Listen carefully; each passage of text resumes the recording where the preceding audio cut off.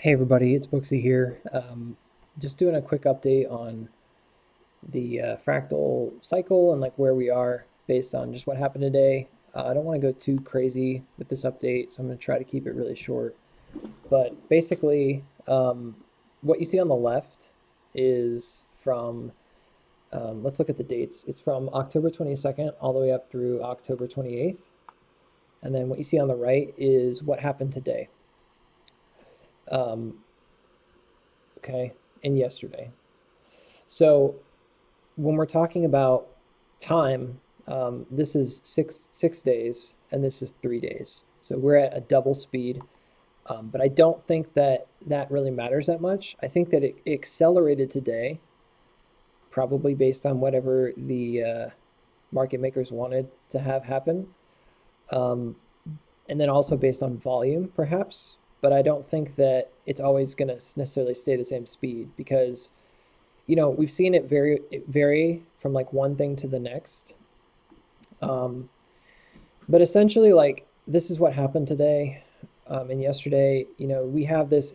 It's kind of funny, like this little shelf here appears over here as well. I just thought that I don't know why I got a kick out of that. I just thought that was such a weird, odd thing. Like just to kind of why do you need to include that?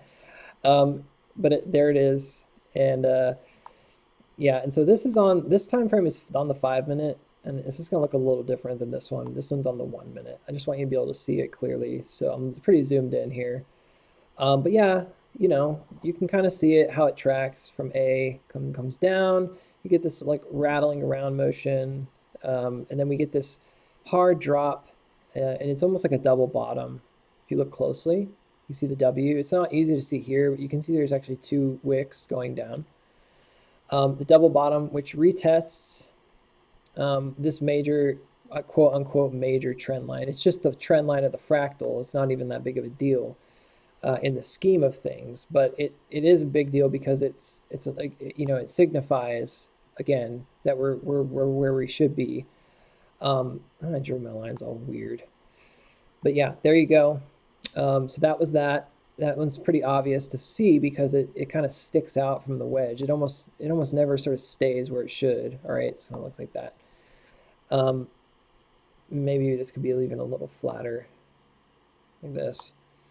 So that being said, the rest of the day got kind of strange. We went up. We had this kind of flat area, flat area. You go up to C, you go up to C.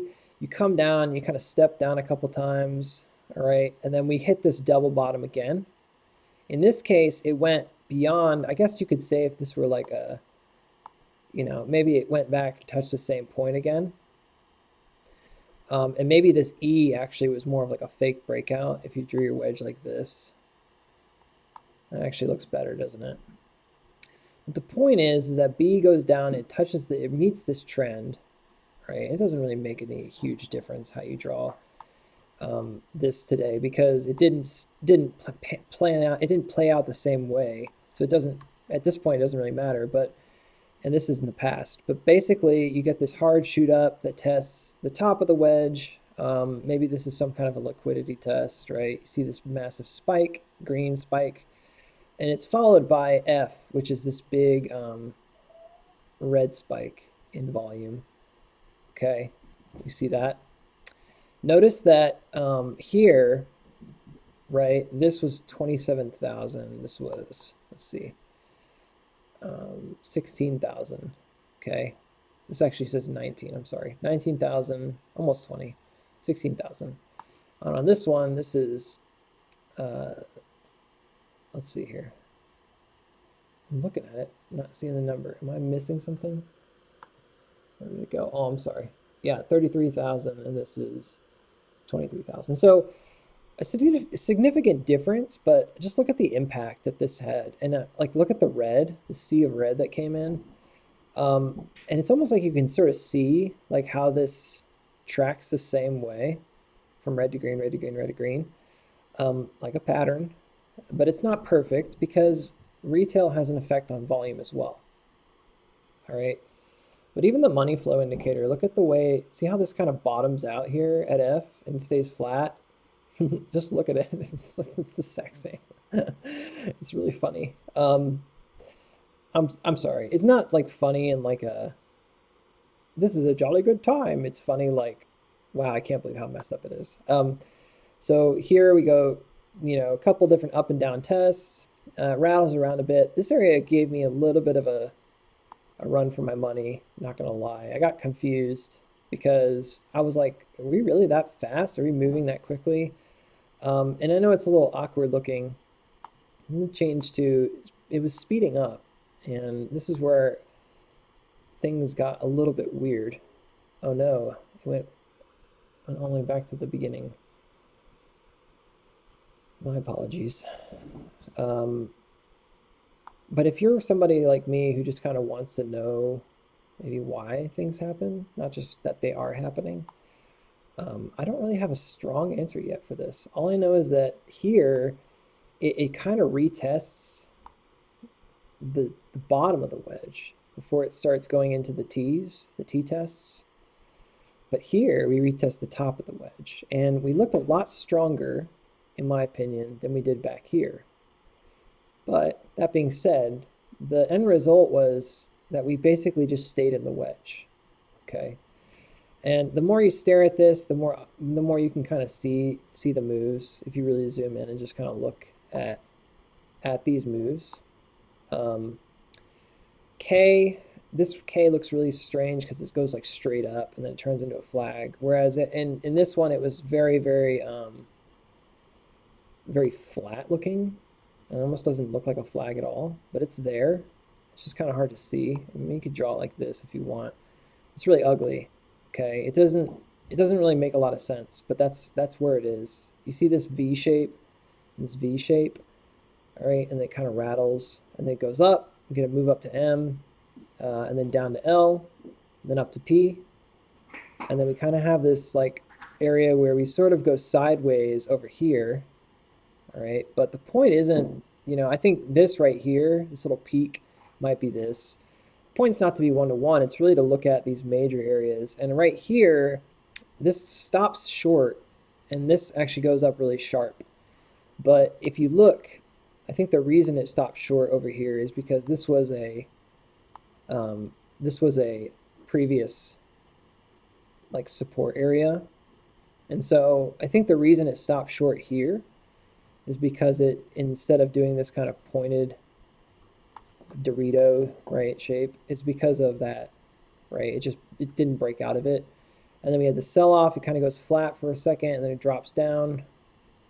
And we end up in this flat zone, which I think it's safe to say we're kind of like right here.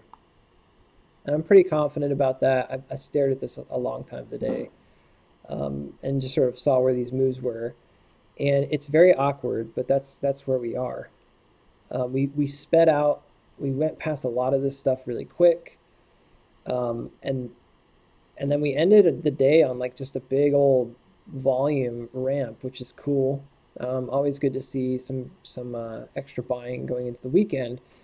And maybe it was gonna be like this, right? But we just kind of ran out of time. And I haven't looked at after hours, but my guess is it probably is gonna look like the upward Dorito, right? Much like we would have seen here and what we saw here. So that's where we're at. Now, the only other update I want to give, if you look at this, basically we're going to do some funky stuff on Monday. We're probably going to dip down to either the bottom or out of the wedge a little bit and then start our T-tests. Typically the T-tests are to test this trend or to test sort of the bottom of the wedge. You can see here they kind of point to both.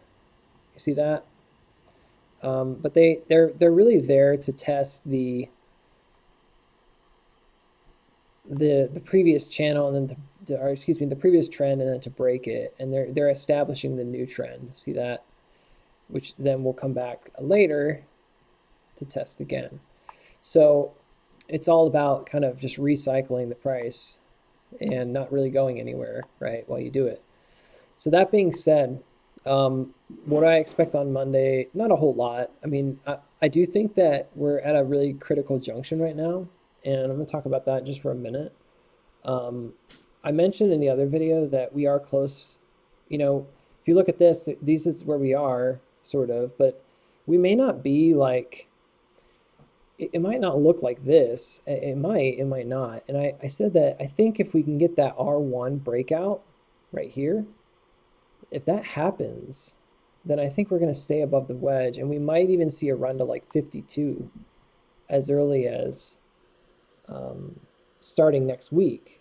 You know, I don't think it's going to go straight up to 52. If it did, cool, but it probably would play out going up to December 9th. So not surprisingly, there are a couple other really significant dates. So I mentioned November 24th, and I mentioned December 9th. Those are the short interest reporting dates. But they're also, so that's going to be a big one. They're also, so when they're published, right? And I mentioned that because during the first couple runs, let me get back to the single view here. And let me hide this really quick. I'm almost done. I mentioned that because I mentioned in the other video that during the SI dates, during the first couple of runs, we had, these were part of the catalysts, right? Where the short interest was reported, failure to delivers goes up, and we have this massive spike in volatility. We have a technical breakout, right? So you have like several things. You have a small technical breakout. It could be a technical breakout of a wedge. It could be a cup, it could be a, head and shoulders. It could be a number of things, right? But the algorithm is going to use the technical breakouts in the short term. I'm sure of that. So you'll have a technical breakout, then you'll have a major technical breakout.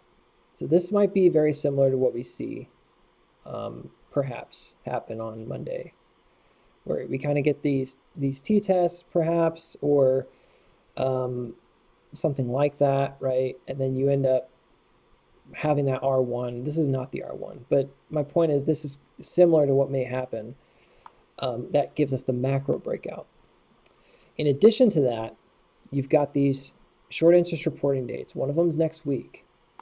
And I had a good conversation with some of the other guys today, and someone pointed out to me, I don't know if they want me to mention their name, so I kind of want to mention their name, but just so you know, I didn't come up with this. They showed me this indicator, which is the futures, and basically, if you notice, everywhere there's like the yellow, we start on the R1 or close to it, we start runs up. We get momentum, and then on the red, we typically will see a sell off. And they explained it a lot better to me, but basically it's like them hiding FTDs and futures contracts and stuff and like bonds.